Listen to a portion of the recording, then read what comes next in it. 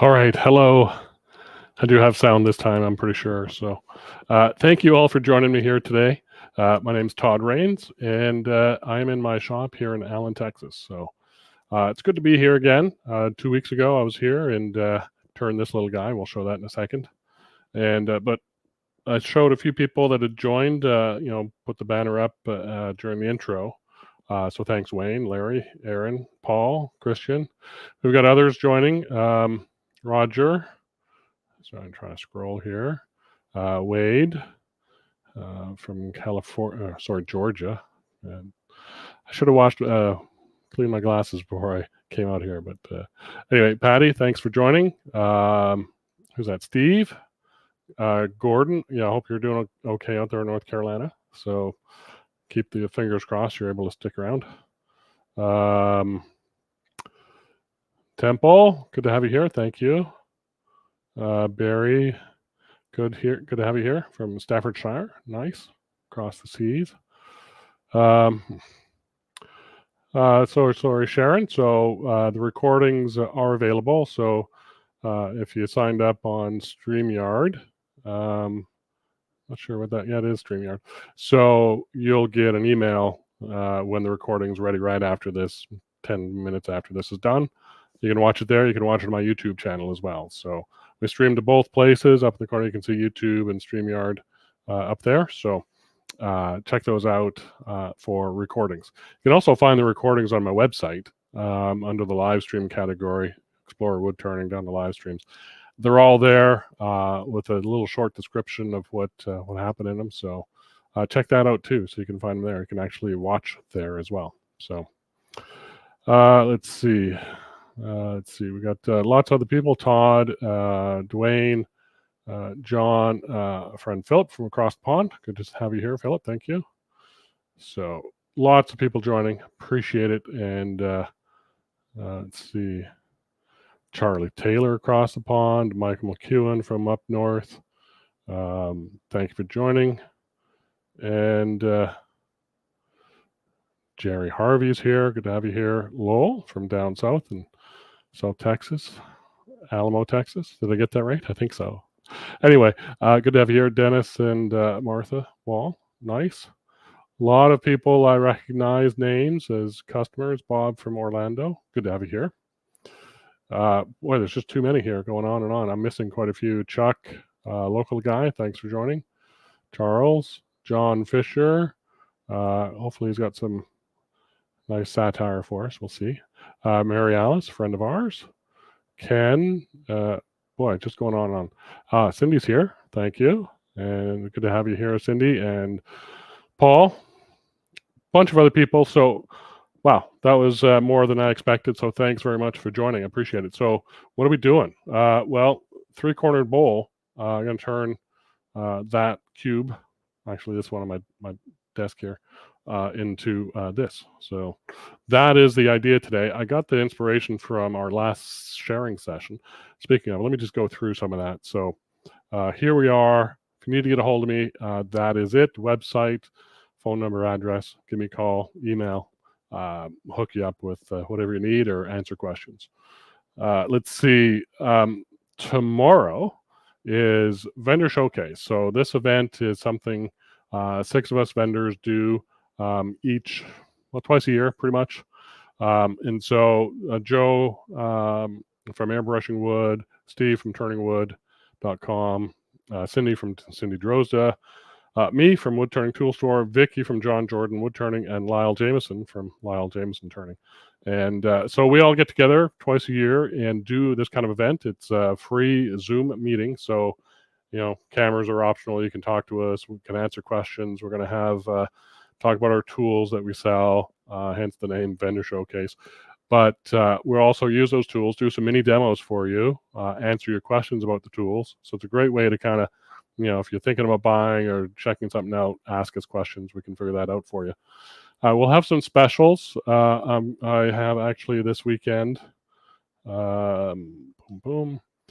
Vendor. Oh God, my QR codes are overlapping there. So, but I'll show that one separately. So VS sale, it's going to apply to your cart automatically. So this weekend, 10% off everything that's not on sale, excluding the Max 4, which already has a great deal with free shipping and a few other things. So check that out. But Vendor Showcase tomorrow is 4 hours from 11 a.m. to 3 p.m. Central. It's 12 to 4 Eastern. Check it out. Register. Use that QR code up there. Register for it, and join us tomorrow. Should be a lot of fun. And what else? Auction. So I don't know why we don't put that in these bullet points. We should do that next time. So we have 2 collaboratives and 2 independent turnings. So Cindy and I have got a collaborative that we're going to auction off. Lyle and Joe have a collaborative that they're going to auction off. Lyle's stepson, who works with Lyle, Mike OB, is going to auction off one of his turnings. And then Steve Worcester from Turning Wood has a gaggle of ghosts, or a Google of ghosts, or a group of ghosts that he's turned. So 4 things to auction off. The auction, you bid live in Zoom, and at the end of the 4 hours, we're going to announce winners of those bids. The highest bid wins, of course. All the money collected is going to charity. This year's charity is the Kiwanis Club in Traverse City, Michigan, which Lyle has been involved with for 30, 40 years or something like that. So, yeah, that's a good cause, helping youths across that city and state. So the charities we pick are kind of personal, or whatever we kind of decide between us. So this time Lyle got to choose one of his favorites. So check that out. It's always a lot of fun. So that's tomorrow. Sign up for that. Let's see. Next, Cindy does a live stream. She'll be doing one next Friday, I believe. So check that out. She's always doing fun things. And I wonder if I got, is that the one? Yeah, it is. Yep. So you can sign up at Cindy's email address there, or at a website address that's on the screen, or just go to cindydrozda.com. You'll find it. So, and next for me is a cake stand demo. I haven't done a remote demo for quite a while. The last one I think was several simple spindle turnings back in May. And so I thought, well, let's do a bit of faceplate turning and spindle turning. We'll make a cake stand. I figure it's a good time of year to make one. I love cake, probably too much, but it's a fun one. I've actually got some of the pieces milled and ready for another practice one. So this is some nice curly cherry. You can see there. Let me get big. You can kind of see that. So a nice piece of curly cherry. I've just glued a small block of cherry on back for the bottom of the pedestal. So that's going to be our cake top, cake stand top. So 10.5 inches in diameter will be the final thing, and stand about 6 inches tall. So that should be a fun one. Check that out. Go to my website, sign up for it. The tickets are on sale now. That'll be November 2nd, so 2.5 weeks from now. 2 weeks, maybe 2 weeks. I don't know. And so that's going to be a lot of fun. Boy, that's a lot of long-winded stuff. I'm sorry about that. I was more talking than I wanted to. So here we are back at the 3-corner bowl. Let's see actually what we're going to be looking at. So this is what we're going to do. We're going to get this bowl out of this cube of wood. So let me move my keyboard and mouse out of the way. and we'll take a look at the three-corner bowl, and that's what we're going to turn today. So that should be a lot of fun.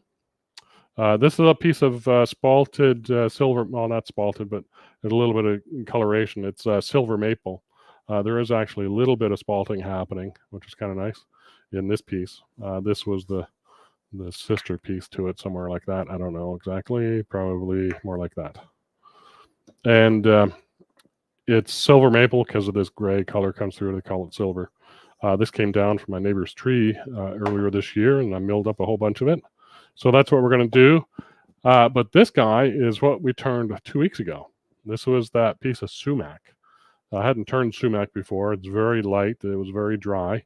And so what I ended up doing is I had this sort of off, this branch part that had a branch coming out. And it was a very short piece.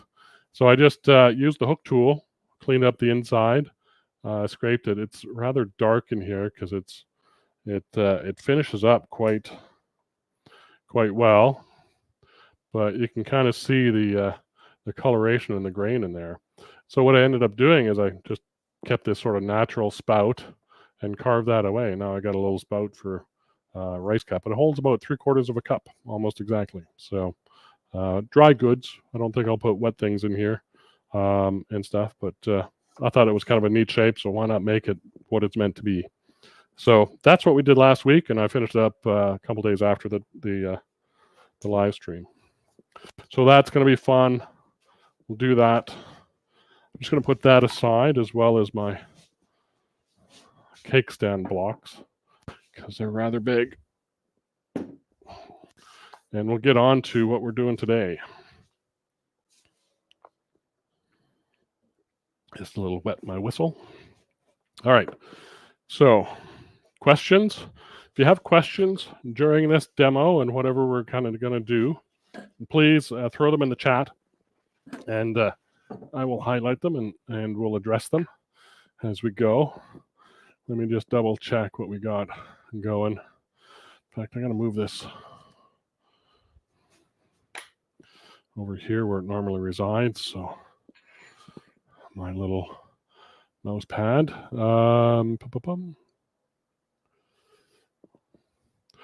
Let's see. Good question, Wayne. Will the vendor showcase be recorded for later viewing? No, it will not. Unlike this thing, this is recorded. You can watch this later. The vendor showcase is not recorded. Couple of reasons. One, we got lots of people on there that maybe don't want their face out in recorded land, YouTube or whatever it might be. Two, we present sort of dated material, like our sales this weekend and stuff like that. We don't want to provide that confusion for people later on to see that and not realize they missed the deal. So that's the reason why. So we don't record them. They're live only. So come and join. It's 4 hours. If you can't make the whole time, make some of the time. So let's see. Good question. Glenn's here. Sorry you're late. It's all right. Good old-fashioned Florida flash and flicker. Oh, power failure. Yeah, nice. Well, hopefully everything's getting cleaned up in that part of the country. So here we have, let me pull this in a little bit, and I'll move this guy down a little bit. I have the chuck on here. We have to take that off. So how do we get that shape out of this cube? Why? What did I say? What, how, and why? So what is it? It's a triangular bowl. I put it away, too far away.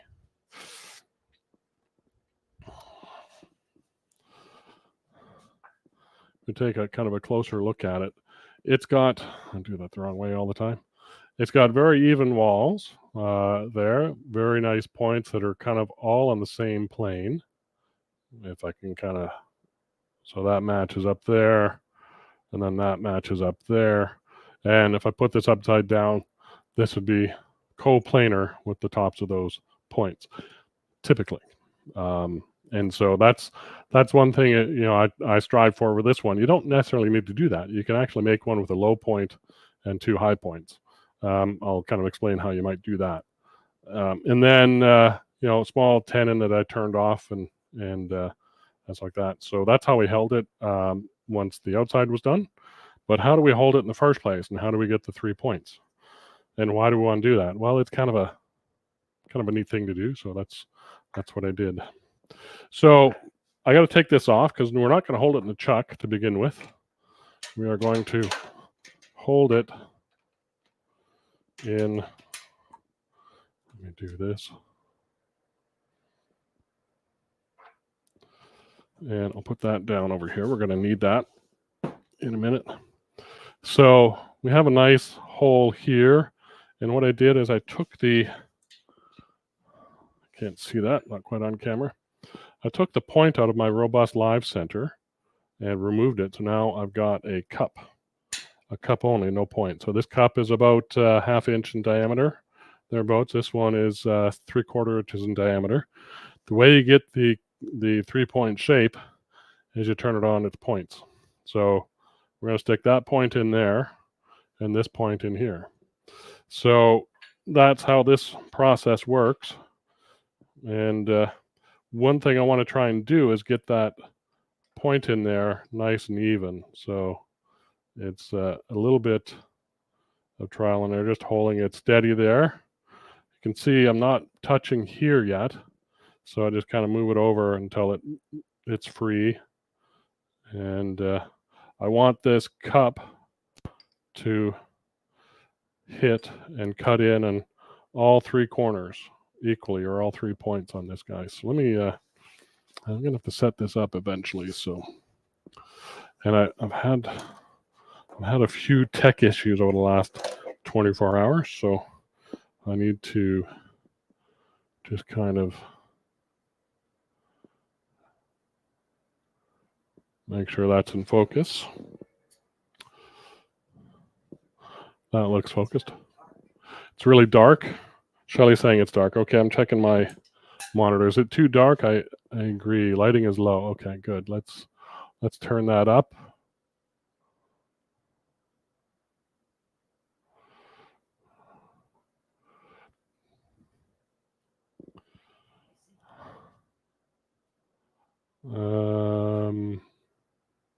Wrong way. Wrong way. Oops, come on, mouse. There we go. All right, that's better. So these 3 points I want to hit evenly all the way around. Same on this side. Sorry, and some feedback here. So that's in there. It's just kind of jiggling. What if you didn't want the 3 points to be on the same plane? You would then have to move it up one of these spines, one of the 3. So I would back this out and have to get this point directly in there, but maybe jam it that way. What I might have to do is just cut that off a little bit to be able to do that with this kind of tailstock center. They do make, I think Rubber Chucky actually makes, or somebody makes these cube style centers, but I don't think you need to go there unless you don't feel comfortable doing this. And it just takes a little bit of wiggling to make sure that you're kind of getting all those 3 points kind of in the socket and touching on both sides of the cup cutter or the cup center equally. And then you can kind of guarantee that you kind of set up between centers there. So lock the lathe down, and I'm going to move this for now. I might be able to leave it there. It's stuck pretty good. So yeah, tech issue. I know last night was a night. So I'll tell you more about that, Cindy. Yeah, it's Rubber Chucky. I didn't click on that.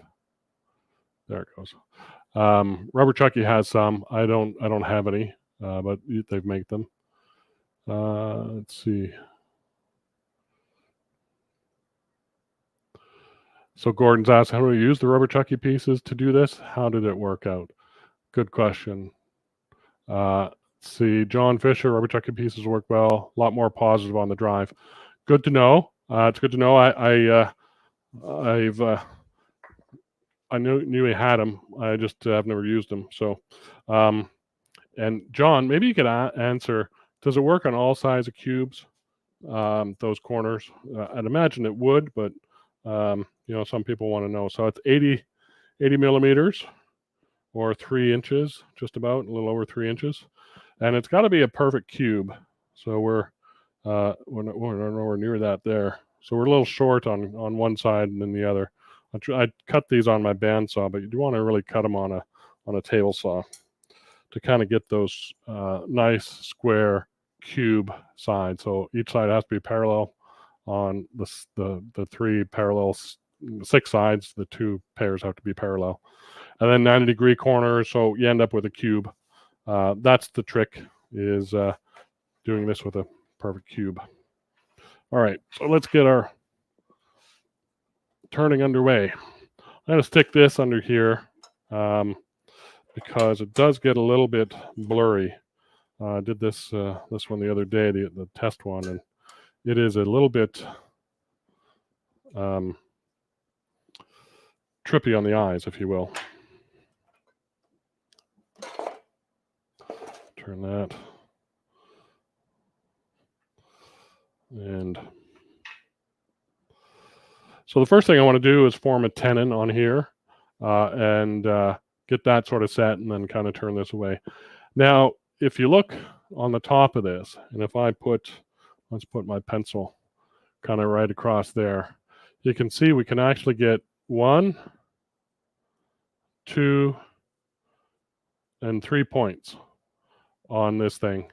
And if you look at the other side, there's 3 more points on the other side.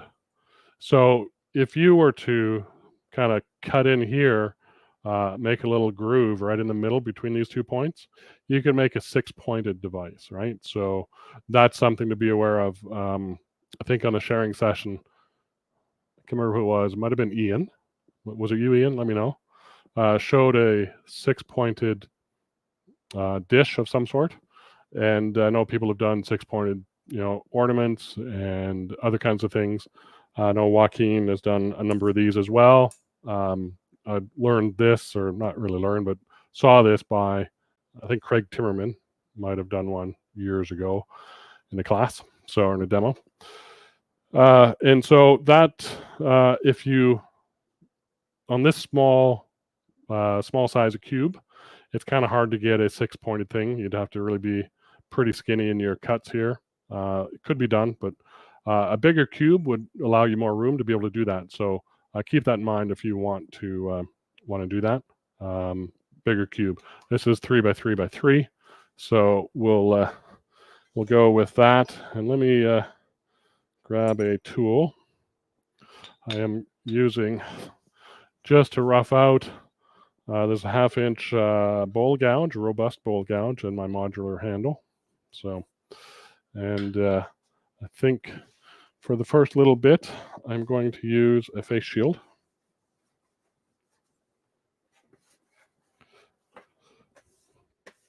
Yeah, I needed to wash that. I washed that the other day, but so we'll get a little hollow with the audio, but we'll carry on. So start off with just turning speed low. This is turning a lot of air and wood, so there is a knock, knock, knock tendency. So speed is going to be helpful here to get more than what you think you might need. Don't have to go crazy, depending on the size of the cube. Keep your speed relative to your safety. And for me, I'm about 1,500 RPM, maybe 16. So I'm just going to take away a bit of the tail end here. I've got a chuck I'm going to use that is going to use, let me see what other kind of views are there. That one's pretty good, so stick that in the corner, and I'll move this back out this way. All right, and let me just see, does that zoom?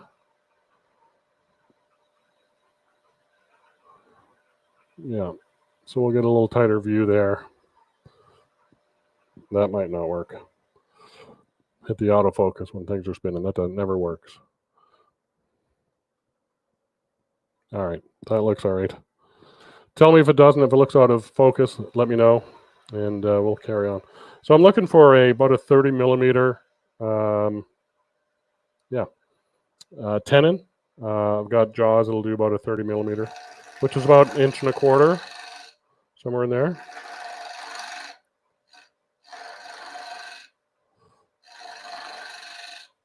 So I'm just kind of sneaking out. The other thing to think about is the grain on this guy is going kind of this way. So it's biased to not spindle turning, it's not face grain turning, it's kind of in between.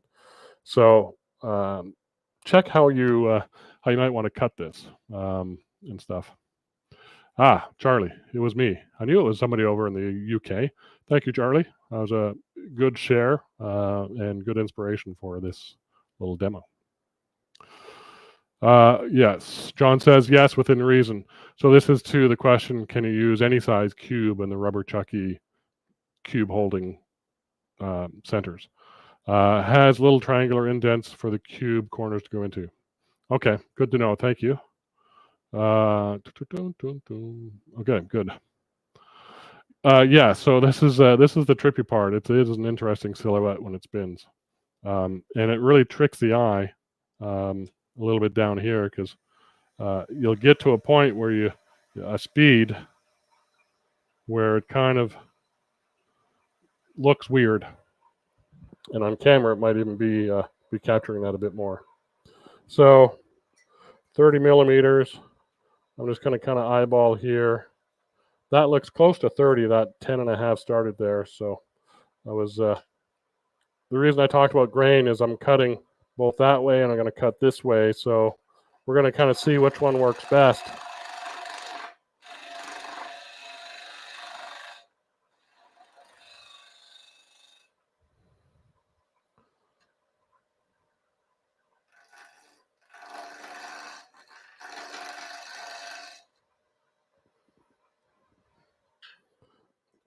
I'll stop and see which one of these little circle areas is going to be 30. So I think this inner one's going to work, but I'm going to have to make it a lot smaller to get it round. So we're going to have to make it higher up in the cube.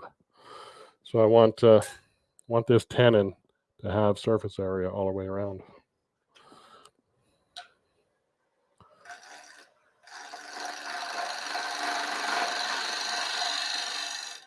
So let's see if that higher up cut got us all the way around. Just about. We've got a flat here, and we've got a flat there. So a little bit higher up yet for a tenon. There's the heel of my tool.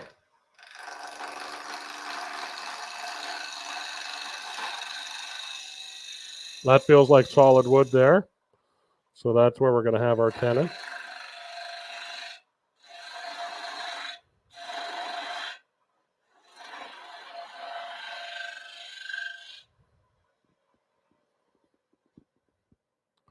Stop and take a look.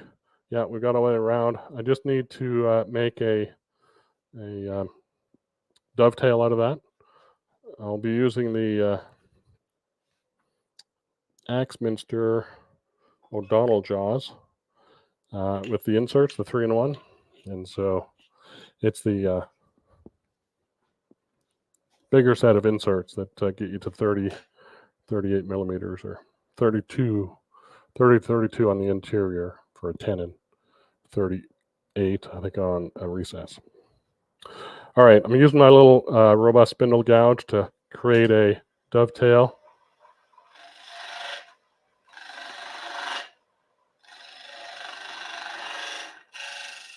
And scrape the bottom. And to me, that looks a little too long for the depth of the jaws on that little thing are pretty shallow. They hold really well, but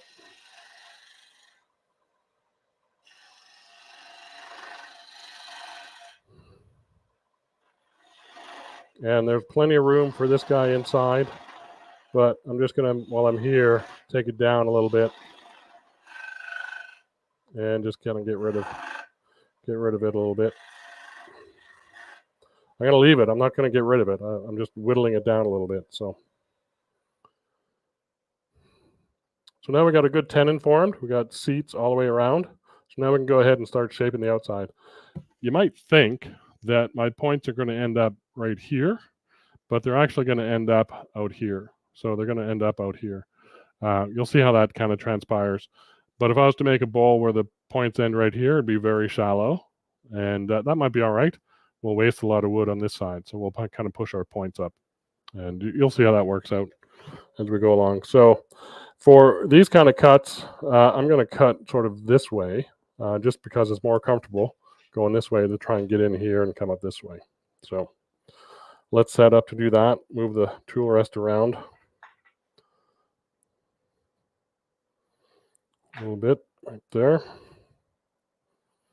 Check our tailstock. We're good. I'm going to kind of, you can kind of see that shadow line right there. I'm going to kind of follow that a little bit.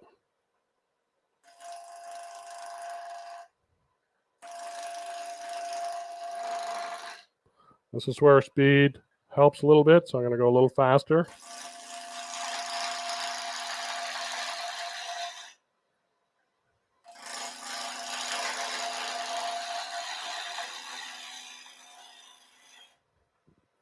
Let's take a look at what we're doing. So you can see we're taking those points away. We're actually going to use these points up here for our bowl. If you want to do the six-sided thing, you'd have to preserve those points and preserve these points. So I can move my tool rest in a bit.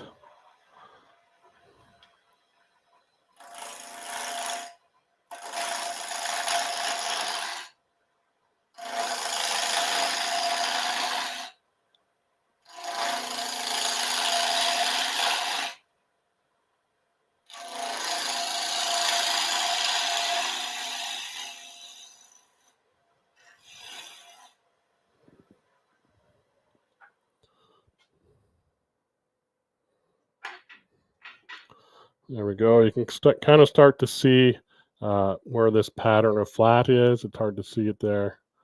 Yeah, this isn't the greatest wood for contrast, but you'll get this pattern, and it should be even on both sides or all three sides.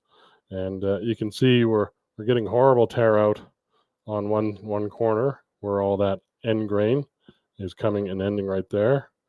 This side, not so bad. A little bit of end grain right here, coming this way, and this side is pretty good. It's face grain for the most part. So it's so you got to cut both ways to try and combat grain direction issues and tear out. I'm back to my 1/2-inch bowl gouge, by the way.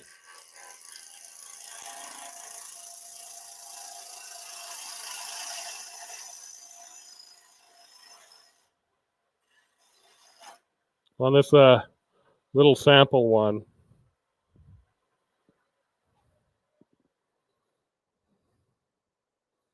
I put a little bead there. I don't know whether I'll do that here or not. I might be able to, but we'll see. We'll see if that's possible. So this surface here is basically this surface here. I had a little tenon on the end here. So, all right, so we're up at that corner. We cut that corner. We cut all three corners. So now the idea is to try and get a nice pleasing shape and preserve any chip out on the corners. So this is where sharp tools and a nice entry into air and wood helps a lot. Let's see. Check and chat. Cindy's put the Blender Showcase registration in there. Thank you. And she says, I want to make a box using that technique. Yeah, definitely can. With this little guy, when you do the inside, you leave a little step on the inside, and you got a ledge for the box lid to sit on. Let's see. So we'll try and take a nice slow pass to get a nice, see how clean of a cut we can get. This is where it's kind of difficult to see the, let me take that comment down, sorry. Kind of difficult to see the the silhouette. You can kind of see it even better than I can, but for me, it's a little bit tricky because I don't know where those points really are until I kind of hit them.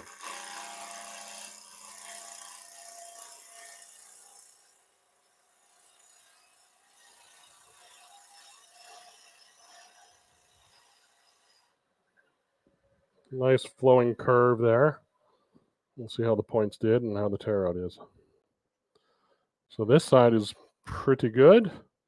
This side's better, nice slower cut. I've got a crack in this piece, so we'll see how that shows or translates. I might turn some more away just to see if that goes away.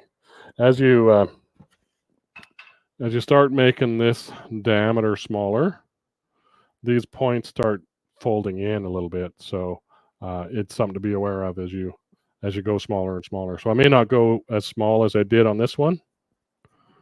You can see the points start to kind of fold in a little bit, and you just waste material, waste thickness to kind of get them, instead of going straight, to get a nice curve on them. So we'll try, maybe, I kind of like that shape. This is a little bit flat right here, right at that point. So I'll maybe try and take that off a little bit. And then we'll switch to a sharper tool for our last cut.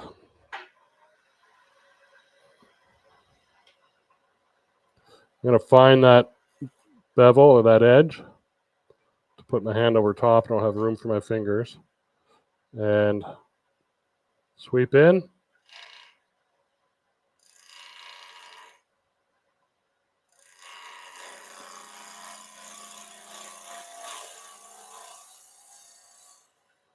Definitely a change once you hit solid wood.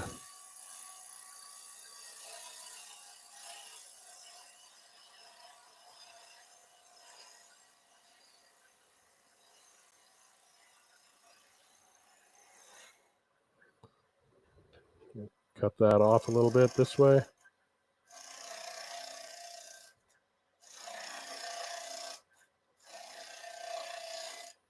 This is how I ended up making my bead up there. Wrong way. And we've got a clean cut all the way around that tenon. We got a relatively clean cut here. I've got a little bevel edge right here that is start of where that side was, so the point was. So I got to take that down a bit less in diameter.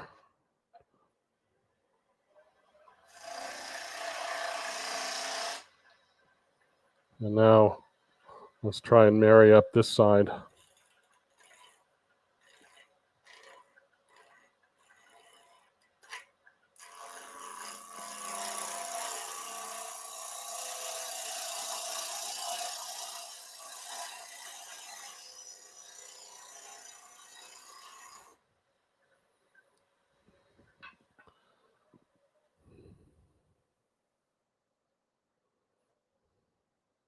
A little rough there, good there, not bad there. So we got one side that's really got a roughness. So we'll do some shear scraping and see how that works, and maybe get a sharper tool, a freshly sharpened tool.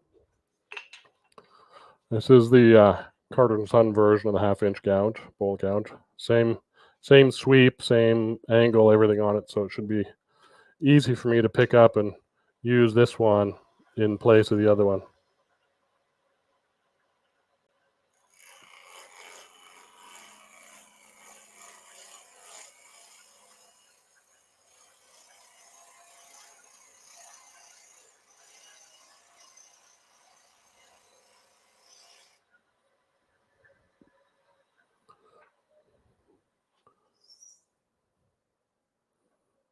Nice and clean, relatively clean, nice and clean. So, all right, let's work on that little, I've got a 3/8 inch spindle gouge from Robust. It's going to help me get into here and this side to find those edges.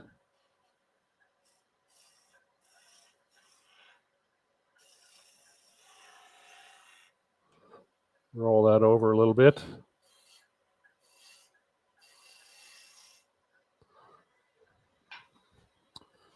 And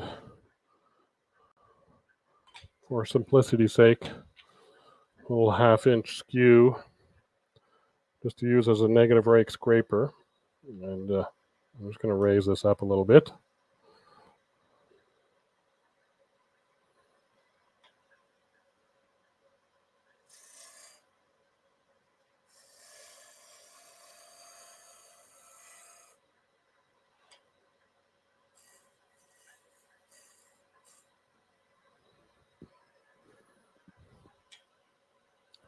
And just scraping the inside of that bead. That will sand over a little bit. And then I'm going to try and get that point just in that corner.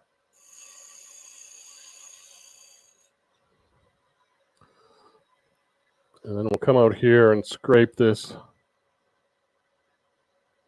convex surface with the straight tool.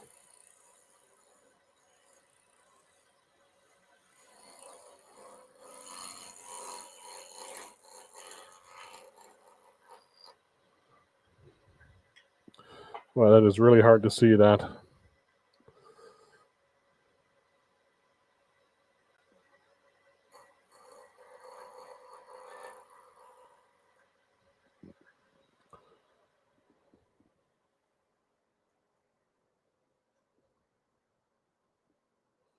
Well, I cleaned that up nicely. I got to do some more down lower, but cleaned it up pretty good up here. So, and the bead needs a bit of love. Let me see if I can scrape in here. It's a bit tough. I can scrape this flat.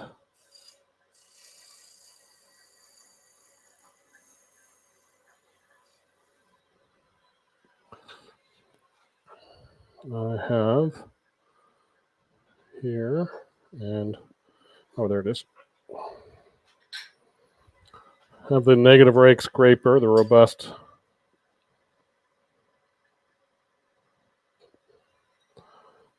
I think this is a large size.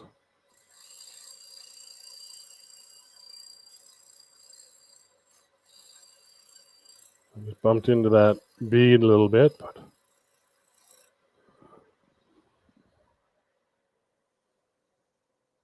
that's feeling good there. It's a sandable surface. A little bit right up here and try and get that. That is right there.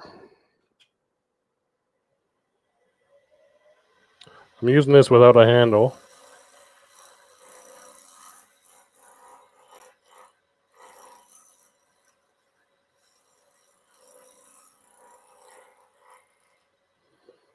Because it's very low overhang and that's good. That's good. I'm happy with that. So how do I get down into here? Well, I've got this Boxmaster tool from Jimmy Allen over there at D-Wave. I've had these for years. Kind of gets me close. I have another one, but I didn't bring it out. But this will kind of fit in that shape next to that bead.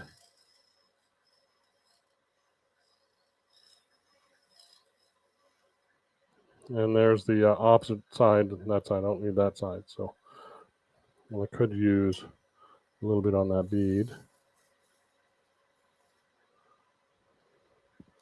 And the rest of that bead will get caught with sanding. I have a little line in there from the skew. I can get it. Just right in.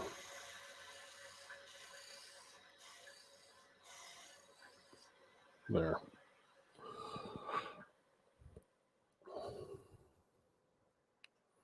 All right.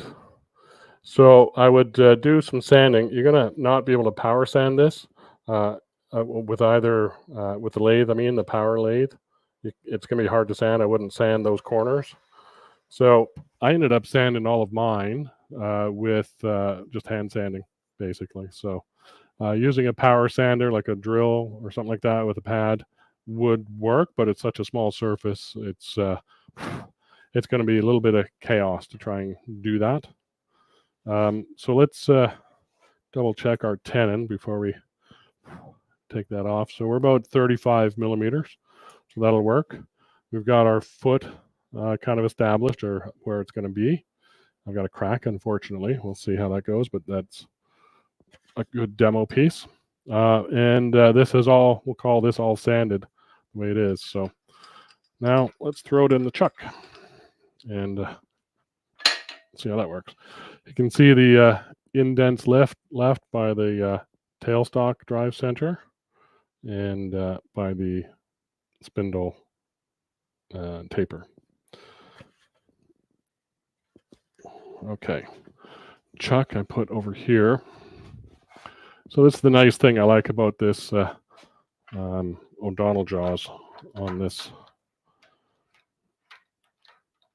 chuck. I've got this set, which gives me about a 2-inch or 50 millimeter opening. The insert to get with it, and I'll do these one at a time. So they're labeled number 1, and let me turn that off for a second. And that goes into jaw 1, which is right here. So a single screw through this hole into that guy secures it. We'll get number 2. And this will take this 50 millimeter down to 32 mil tenon, minimum tenon size. So my 35 millimeter tenon should fit fine. This is number 3 into 3. So this is a economical way to take your one chuck jaw and make it useful for a lot of different things. So that was a pretty neat way of going about it. There are smaller jaws, like if we look at that, maybe that one. So that is going to be about 32 millimeters. That is a little bit out of focus. This will take it down to 25. So this is another set. And let me just double check that. That'll take it down to about 25 millimeters, these smaller ones. So, all right. Now, I tend to leave them loose like this, tighten up the chuck, close it up, squeeze those jaws kind of together. So they're kind of now forming a good circle, and then tighten them up. So that's number 4. We'll flip around to the opposite side and come back, and then the opposite side. So there we go. Now we got 35 millimeter chuck, and it's deep. It goes in there quite a ways, right? So I've got all this room back in here for this long part of the spigot. So I preserve that because that's how we're going to mount it to turn this foot off at the end. And a little jam chuck. And so there we go. We've got a nice fit there on our tenon. And let's see. What kind of chuck is that again? It's the SK100 with the O'Donnell jaw 3-in-1 set. So it worked quite well. Quite happy with it. Yes, I know I don't sell them. I do want to, because I do believe in the product. That's always the case for me. I sell products I use and know and I like. So just making room on my bench over here for stuff to get this out of the way. and get our tool rest around here. Things in my way. All right, so I'm going to take that off and we'll go back to our 1/2 inch bowl gouge, 55-degree bevel angle, swept back wing. Boy, that's bad. All right, very dusty stuff. Lost my, oops. Steve, good to have you here. Thanks for showing up. I have the chuck too. I love it. Yeah, it's a good little chuck. I know Cindy has the O'Donnell jaws that aren't the 3-in-1, but each individual set. So you can buy them as individual jaws, the 3 different sizes, or you can buy a kit like this that has 3-in-1. So, all right, power all the way down, speed all the way down. It's running nice. Turn that up. This is going to go away pretty quick, this part of it. This is kind of weird bowl turning in a way, because I never really have a ball with that amount sticking out from the front. So,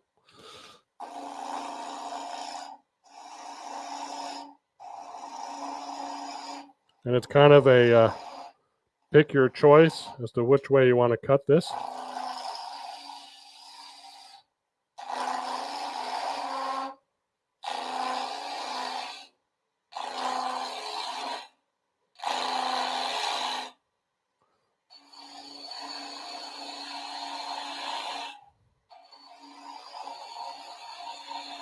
So just kind of seeing what works best, what makes the less vibration, and this seems to be the one. That would be an interesting thing if I could keep that point all the way down, wouldn't it? Huh. Other ideas. I mean, you could at this point, and Cindy, if you're doing this with a burrow, you could part in and keep a triangular shape for your lid. I don't know if that would work. I don't know how much meat you'd have left on that chunk you core out to make a lid that would fit. It might fit way at the bottom, but anyway, interesting ideas. Well, since I'm here, I might as well move this closer.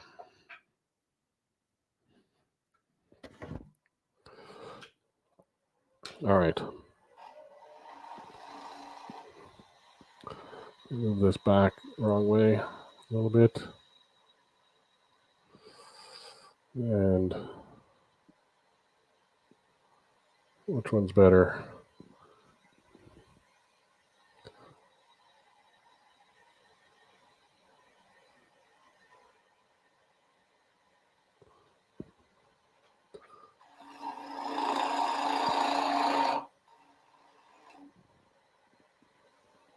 A little bit more speed.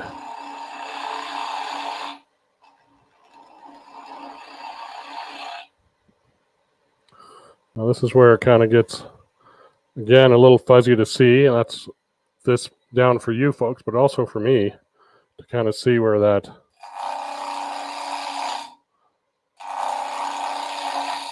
corner is. Still got a ways to go. This one's getting a little hard to push.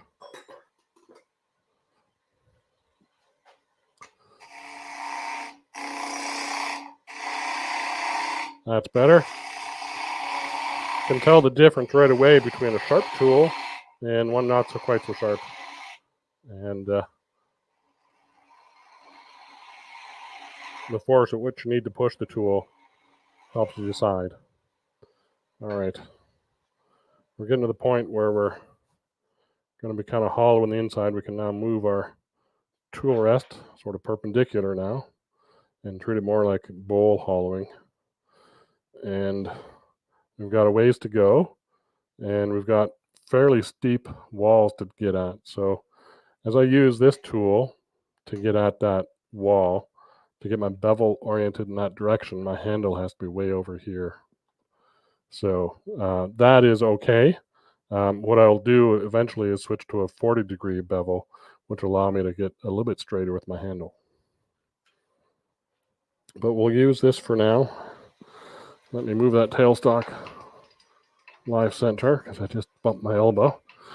It's a good thing I took the point out of it, though. Didn't hurt. All right.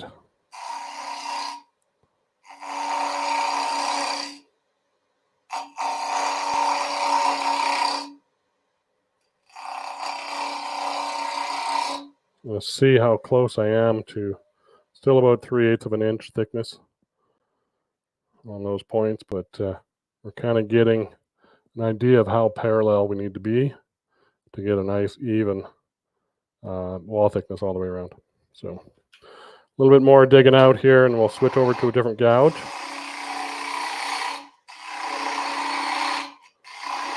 Just removing waste.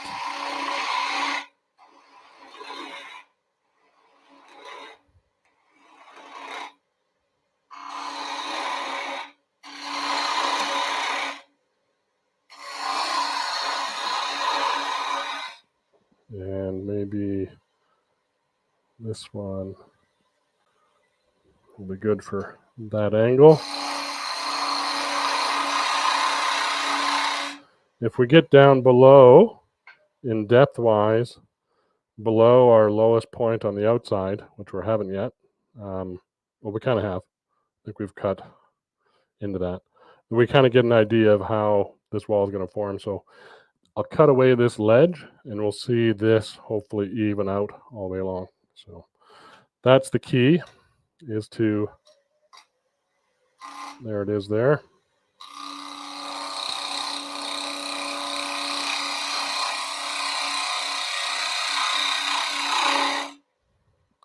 Follow with your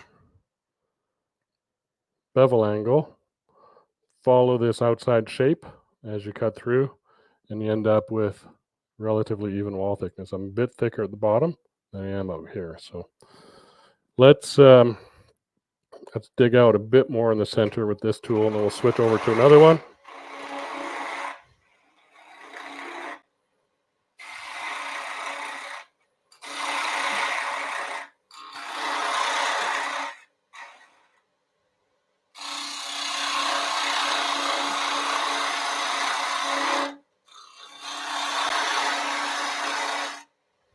One thing you'll see in my setup here is I've got this tool rest set here where it's kind of at the outside of the point. So I've got most of the tool rest back here on this side. I've got my hand here. I don't want to cross my fingers over this because it will bite you.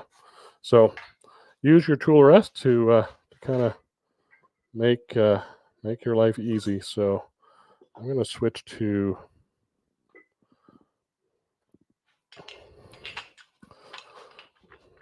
this is a 1/2 inch.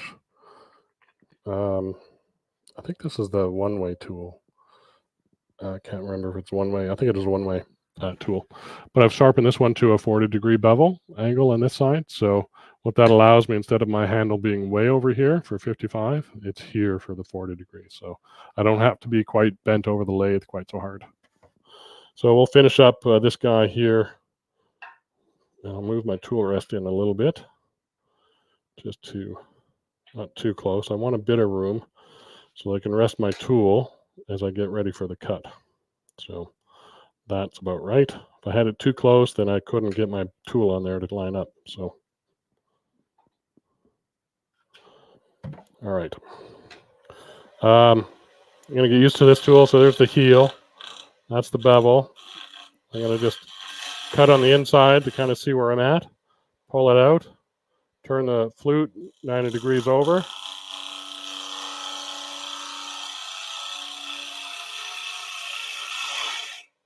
And come out and do that again. That forced me off a little bit.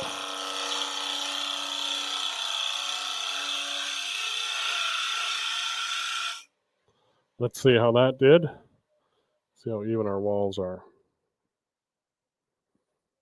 Not too bad. Looks pretty consistent, but too thick. Have to go a little bit thinner. All right, find that heel. Come out, see your ghost, and pick your cut. And follow the profile.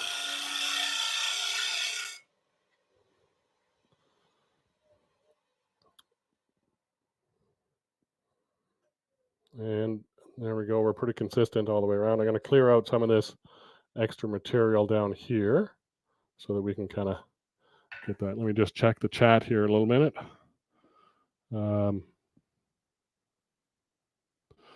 Yes. Yes. It is recorded, John. So if you signed up with StreamYard, you'll get an email shortly after this is done that'll say the recording is ready. You can watch it there. It's also going to be up on my YouTube channel, so go there and subscribe and like and all that stuff as well. And it'll be up there for a while. You can also find them all on my website. So I've got places to get them. So these all the live streams are recorded since I've been doing it since 2020. So there's a boatload up there to watch. Yes, thank you, Cindy. Yes, it is recorded. Josh is an inconsistent wall thickness a result of not having a perfect cube to start is related to the cutting. It's related to the cutting, John. So if I was to cut this dimension here, but kind of have my tool, if I follow this along, and you can see that, okay. If I follow this along and then veer off this way, then I'm going to get thicker down here.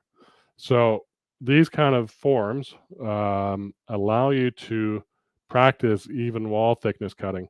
And what I'm doing with my bevel as I watch it, I'm watching this outside shape and I'm following the outside shape with my tool.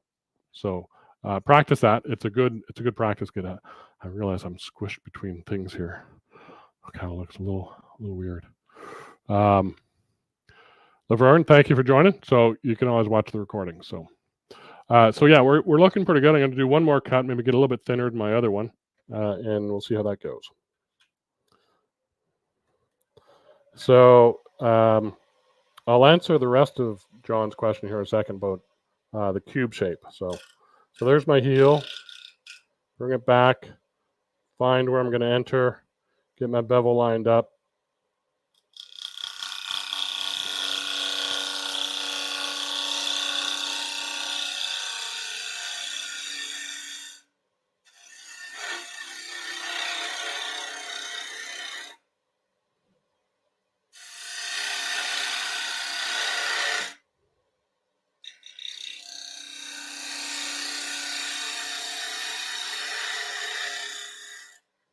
All right, that should be nice and thin, 3/16.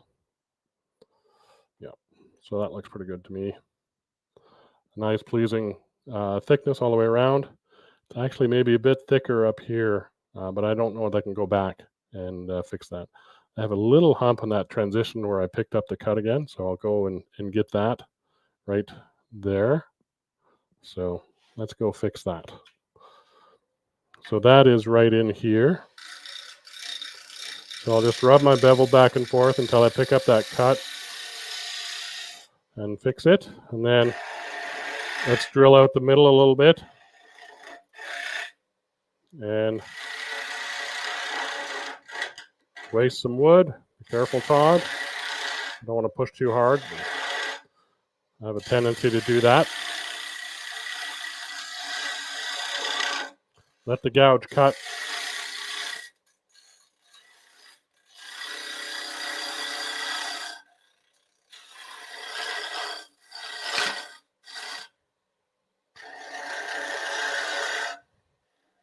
This is where having a 1/2-inch gouge is helpful because I am having to reach over the rest quite a ways. And so a larger gouge helps me get in there. I have to get used to this 40/40 gouge at the bottom. I'm not really more used to my 55-degree bevel tool, so I'm having some fits and starts. I've got to watch the walls right here with the shaft of my tool.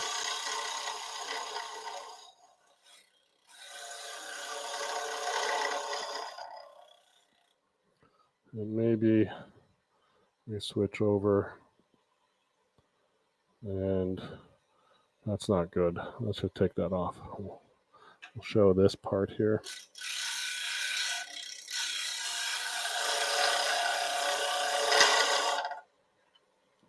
Let's see what kind of surface that feels like. Still a little bump right there. I'm going to pick that up and chase that out.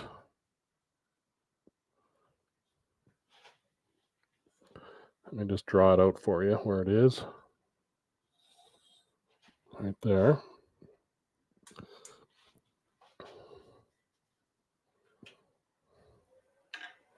So rest my heel of my bevel there. Move my handle around to get the cutter in place.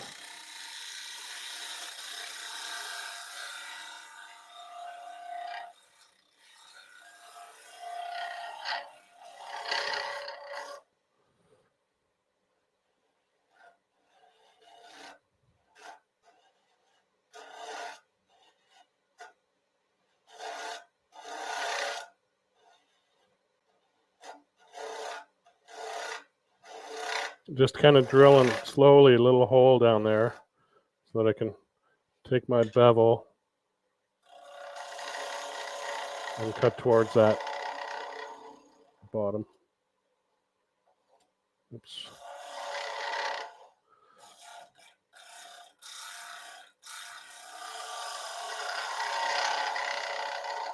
You can hear that chatter. That's the tool overhang.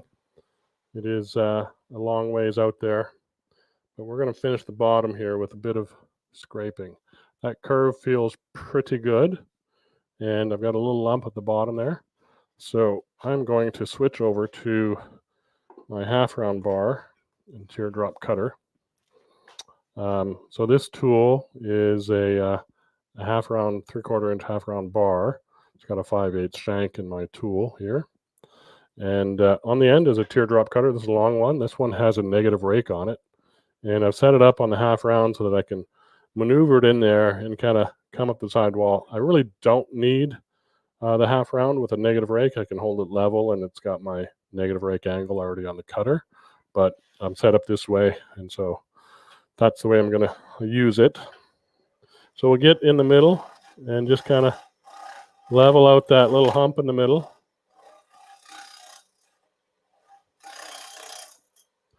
And we'll just ride this slowly down. It seems to like to be cut that way at this point. So with this bias cut wood, you kind of got to choose which way you're going to pull or you're going to push. Whatever makes the cut.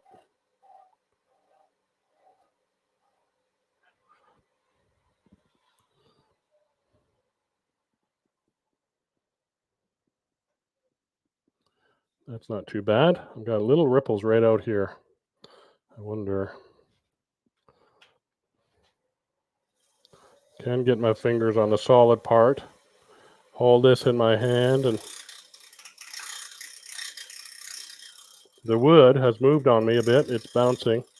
This is relatively fresh wood, so not the best method for smoothing out fresh wood. And by that I mean what I should have done is cut only so deep into here and then smooth this part out. Cut in deeper, smooth this part out to this part. Cut in deeper and smooth in stages with wet wood. This is relatively dry, but it's got a bit of moisture in it, so it's. But I like that curve. I think I did a good job. So that's that inside done. So we'd sand all that. I'm not going to do that here right now with you. We're going to turn this around and take the foot off, and I think I'm hitting time. Yeah, I'm a little bit over, but that's fine. Let's finish this off.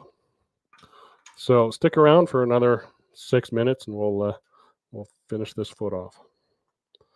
Put that there. I do actually need a couple of minutes to take these jaw inserts off again. So that is, you take this off for a little bit. I have, speaking of a rubber chucky, I have one of these rubber chucky things, and it fits in a regular 50 millimeter jaw insert. So I have to take these 38 millimeter ones off and Just use the O'Donnell jaws au naturel, if you will. So that's number one. I go in order and I hang them up in order, so I don't have a problem there. I've got just a little finishing nail on the wall with a little hole above it. The finishing nail, the jaw insert hangs on there, and the hole is sized for these little screws. So I just have the screws and the inserts hanging one above the other. It's very unusual for me to be that organized, but with these little things, I have to be. All right, so now I can take this guy. Where's that check key? There it is. And this has a small, you can see it there. It's got a step here. So this is the chuck jaw, the dovetail. And it's got this little step and then it goes in. This I'm actually going to get not on the chuck jaw, but on the step inside. So if I show that here and wrong way. So there it's resting on the step, open it up and I can get it in and squeeze it by the internals. For me, that's what I want to do on this one. And otherwise, sometimes I would do it on the step. But so we've got the live center back in the tailstock.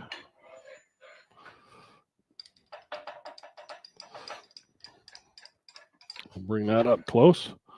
This is why we left this stab on there, because now I can get that right in where it needs to go, all the way around. Make sure it's seated in there. Lock the tailstock and tighten that up a little bit. There we go. And while I'm here, I'm going to add tape onto this. So we'd say that this is all sanded and finished. It's not really, but for the sake of this demo, we're going to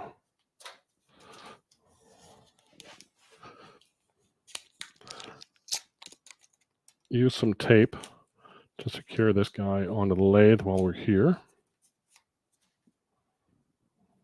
I tore that up, didn't I? There we go.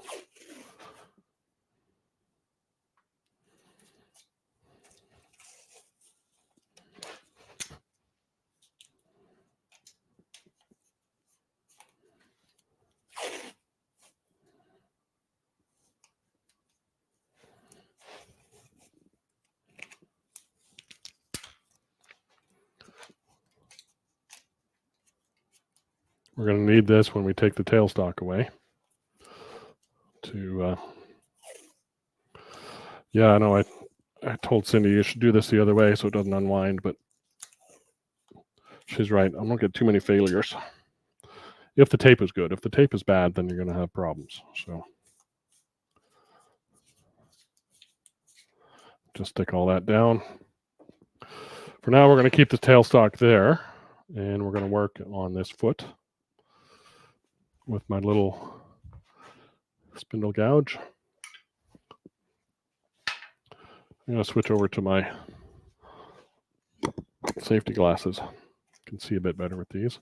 All right, so we're just going to take this spigot away, turn this tenon off.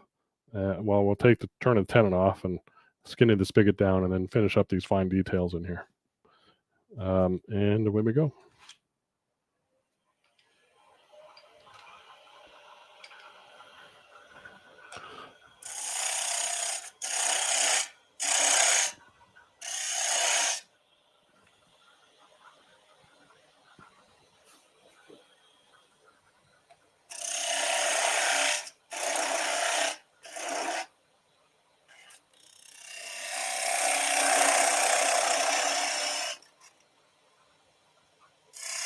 Yep, buggered that up, didn't I? Didn't have my bevel all the way. My flute turned over. That's fine. We'll take a skimming pass. up under that bead.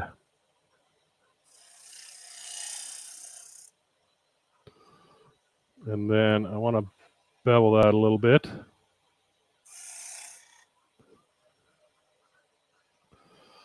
There's something going on there. I'm just seeing that's grain pattern, or if it's my cut. No, it's grain pattern. That looks good. All right.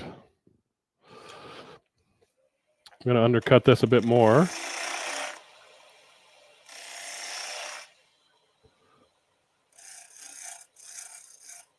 Create a bit of a flat for the piece to sit on.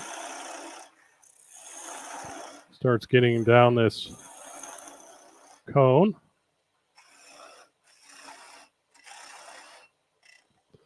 And let me put up, not that one, that one. That one was better. Actually, this one, let me try this. Sorry, a little tech going on here. I just got to figure this out. There we go.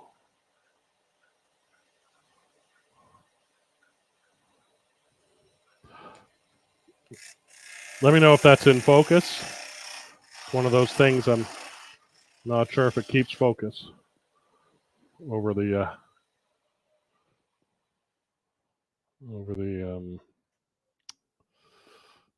not quite in focus, I don't think. Let me do,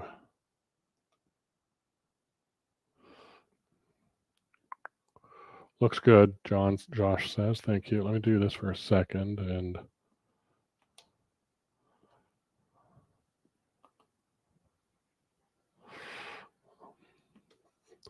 I had to, Cindy will kind of laugh at this, I guess, maybe. I had to redo all these keys last night because something wasn't working. So all my programming went to hell. And let's leave that up, and then we'll see how that goes for now. Finish this guy off. Let me just, while I was there, inspect this. Looks pretty good. Let me get a ruler across that flat. So we got a nice little rim, a little undercut there that will sit on. This looks good. I would go and have maybe a bit of sandpaper on this area and this area and get that bead looking nice and sharp, but we're going to call this a demo piece. So now time to cut this away. So we've got it secured with the tape.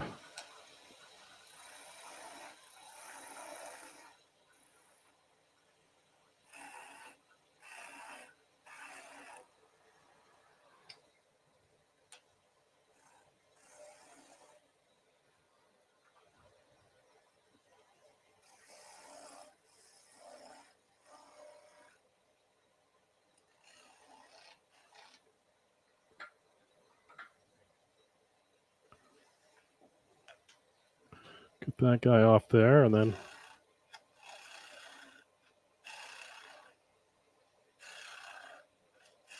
gentle little cuts here. We're on by tape.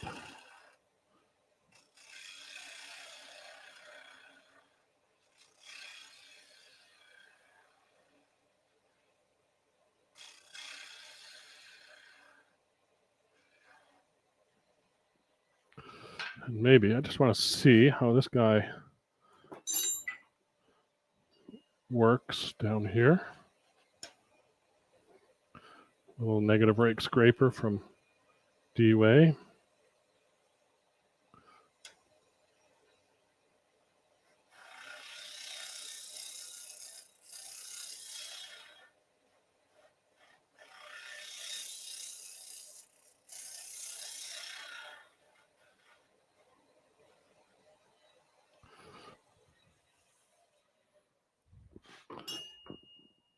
All right.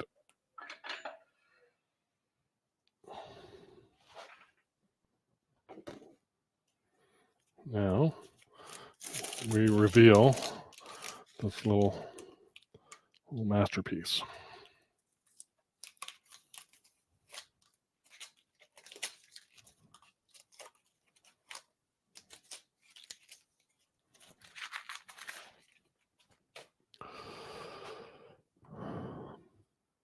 There it is. Nice little 3-pointed bowl. Now, I cut this out of a rough saw and bandsaw, and what I would do is not bother sanding it until now, because there's a lot less material to sand here than the whole square block. So this is easy to sand now. So it's okay to leave them rough for your turning, but once they're done, they're super easy to sand and create flat. So saves you sanding from the whole block of wood. So there you go. Nice little piece of spalted silver maple, and a nice little bowl for him. Little triangle shape, little bead on the foot, a little bit of undercut. No sanding on this guy. So I think it looks all right. So here's a close up, so close I can get. It's not too bad. And let's see if I can just double check focus. Should be good. All right. Well, thanks for sticking around, folks. Remember to, is it that one? This one. Sign up for Vendor Showcase for tomorrow, and it should be a lot of fun. If you got any questions about what I did today or any tools I used, please let me know. I'd be happy to share that with you. And maybe I'll give this away tomorrow at Vendor Showcase. So that one might be a good thing to do as well. Let's see. Thank you also much for joining. Very nice, Todd. Spiffy job. I like the spiffy. Thanks again. Tech not working. That's funny. Yeah, no. Let's see. Thank you. Josh says, great demo. Thanks for doing this. I've been intrigued since seeing Charlie's piece at the sharing session. Good stuff, John. So that's how you do it. So I got another one there. Thank you. Thank you all so much. So that's it for me. Oops, wrong button, Todd. If you need to get a hold of me, go there. I did mean to say, this is what I needed to do. So don't go yet. Not that one. This one. Vendor Showcase. Let me move. Boy, I got to fix this stuff. That's cutting my head off. Let's do that one. So VS sale, 10% off this weekend, since it's Vendor Showcase weekend. That's going to include everything on sale, or everything except for those things on sale. And it's not going to include the Max 4, because we've already got some free shipping and a few other things free with that. But for this weekend only, started yesterday up until Sunday at midnight, 10% off anything in the store. And it should be automatically applied to your cart. So even though there's a coupon code there, VS sale, you might not need it. Just go and shop and see what jumps in the cart. So thanks everybody for joining. Appreciate it. Everybody have a great weekend. And if I can find that again, I'll take that off. And have a great weekend. Go out and turn something. Create a 3-pointed bowl. However you do it, show us at the next sharing session, which I think is going to be November 15th. We'll have more info on that. And besides that, be kind to one another and have a good time. Bye for now.